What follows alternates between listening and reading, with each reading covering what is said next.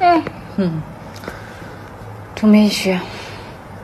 tumeshaingia kwenye midomo ya Wakenya, kwenye midomo ya mamba. Ndio kabla hujavuka mto usitukane mamba. Sasa sisi tukatukana mamba kabla tujavuka mto. Mama umeshatuingiza kwenye mdomo wa Wakenya. Sasa hivi tutasikia kila aina matusi ya Wakenya.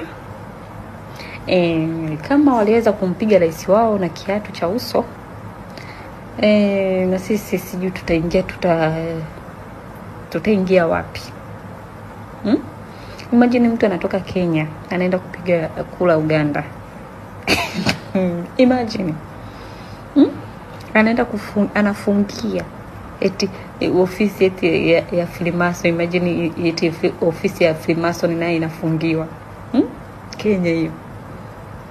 Kenya hiyo pia mtu anafungua polisi yake binafsi. Kenya hiyo pia. Yaani mtu amelewa huko anapigia zimamoto. Anapigia zimamoto inaingia pa wanaenda pale wanamkuta mtu amelewa. Eti anaulizwa maswali, moto upo wapi? Anakuambia usubiri tu tutakuja. Imagine.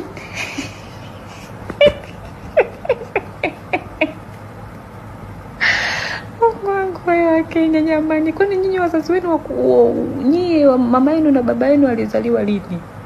Yaani mama yenu na baba yenu ni wanakina nani yani? Ni nani? Tumjue. Maana jamani, ila Wakenya mimi na swali moja.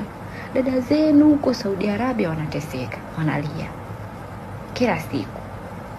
Mnashindwa kwenda Saudi Arabia kule kuonyesha nyinyi